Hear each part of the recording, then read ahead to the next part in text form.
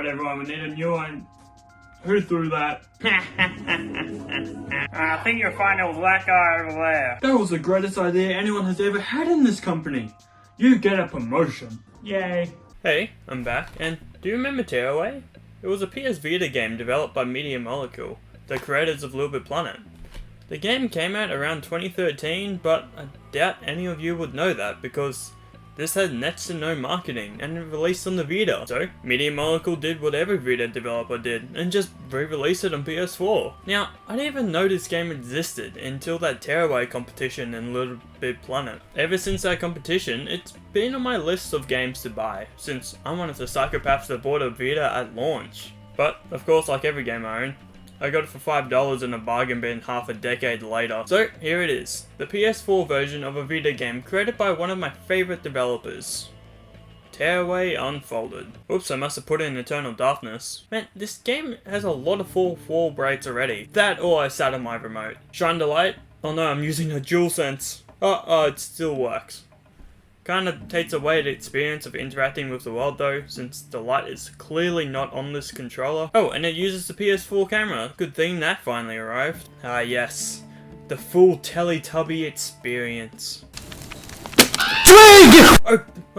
Oh, it is an Eternal Darkness clone. So in Tearaway, you play as a messenger that has to deliver a message to you, me, the guy still in his pajamas, dictating what happens in the world like an evil god. But oh. These little scrap guys are taking the colour out of the world and doing bad stuff, so it's up to you to abuse your god powers and make their lives a living hell. You can interact with most things in the games, like tormenting squirrels and using them as basketball. Whoops, I missed. Off to the void you go. As you probably, well, hopefully at least noticed, the entire world is made from paper. From what I played, there's no real world objects as bosses or anything. The game is fully committed to the paper origami theme, unlike some other game I won't mention. You can even go around collecting confetti you use to buy stuff. Come on Nintendo, stop stealing ideas from a poorly selling platform I released on a failed console. Oh, I guess that's kind of your thing though, isn't it? The game also has Little Big Planet 2 style voice acting, where the cutscene everyone has proper voice actors, but in-game it's just Banjo-Kazooie gibberish. There's a kind of hub world, which I got lost very quickly in, and a companion app apparently. The first playthrough of this game I did a while ago, this actually worked, but for the life of me, I could not get it to work with the new PlayStation app. I think it was something to do with the second screen mode. I bet if I used the original PS4 combined with the Vita second screen, it would have worked, but who knows. Anyway, this game is filled with these creative sections, similar to Drawn to Life, where you can make paper creations, like a crown fit for the most evil tyrant I've ever witnessed. He may not look like much, but he's ruthless. Take a photo. Isn't that the same sound as the Little Big Planet camera take? This game has a lot of little features that really try and sell you on how you're controlling the world from the sun, like having mushrooms that are purely decorative but mimic the movements of your joystick. And hey, finally a game that uses the touchpad, and uses it well. The moment I saw this at the PS4 reveal, I thought, why did Sony install a tiny paper killing device right into the controller? And now I know why. This game is also filled with these blanked out objects you can restore and get instructions on how to make them in real life. Does it look like I want to do anything creative with paper?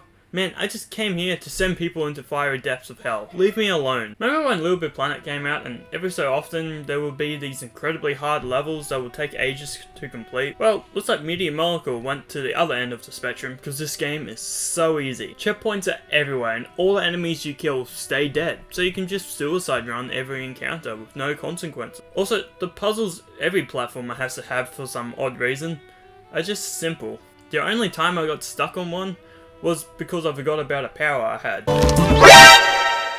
God damn it, why is this game full of jump scares? Ah yes, taking a picture to paste it around the town as propaganda material on why I'm such a great god. Should I go noir film or nightmare fuel to scare these tiny A4 nuggets into worshipping me? I'm going to go with noir. Man, I spent so long messing around with this camera. Anyway, to my scheduled section of the video where I rant about the music, and it's pretty good actually. Not in my favorites, but it fits the game really well. Oh god, make it stop. As you progress through the game, you unlock new moves for your messenger, like a jump. Finally. And for the next few hours, the moves you get are actually useful. Oh yeah, your god is now an alcoholic. Every now and again you get these pig riding sections, because of course you do, and it's only in like every other game, but after a couple hours, you get my favorite power. You know how in Wind Waker you can change the wind by playing the Wind Waker? Well, imagine that function happened with just a swipe on the touchpad. My power's unlimited. The endless cyclone. Man, I'm around 5 hours into this game at the moment and it's getting super repetitive. I think the biggest issue with this game is movement speed.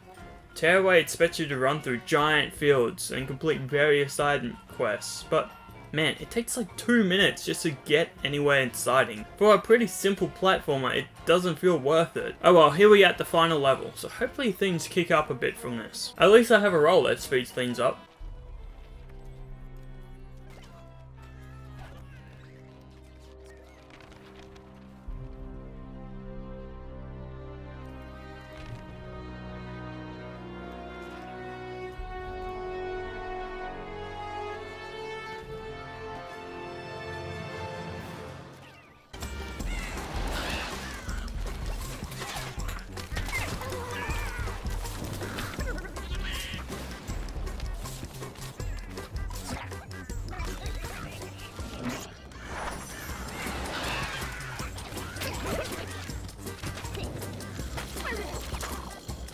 Man, what a test of gamer knowledge.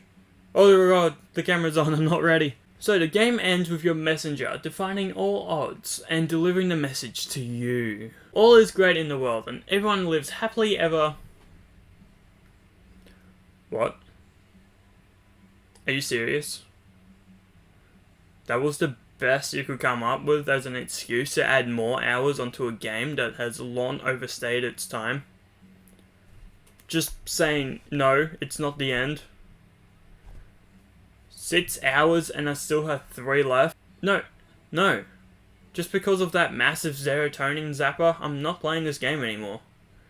JK, I did put it into another couple hours. But it is just the same thing over and over again. I gave up when I reached this port and got lost. Like, really lost. I was running around for ages and I couldn't find where I was meant to go. I even tried looking it up and everything, but I just couldn't work it out. So, that was Tearaway. Premise and presentation was spectacular, but the repetitiveness really brings it down. Maybe the shorter version of this game on the Vita holds up better, but I have no way of recording that. Plus, I already got my paper game feel for a while. It's weird to see so many elements from this game taken from Little Big Planet, and some that would later show up in Sackboy: A Big Adventure. I would like to see more of the creative side to this game, mainly the camera features to show up in the inevitable sequel to Sackboy. But for now, this is okay. Wait, what is that? That doesn't even make sense. It's not relevant to anything I've been saying. Who wrote this part into the script? Wait a minute. Oh god. Media Molecule made a game before Little Big Planet?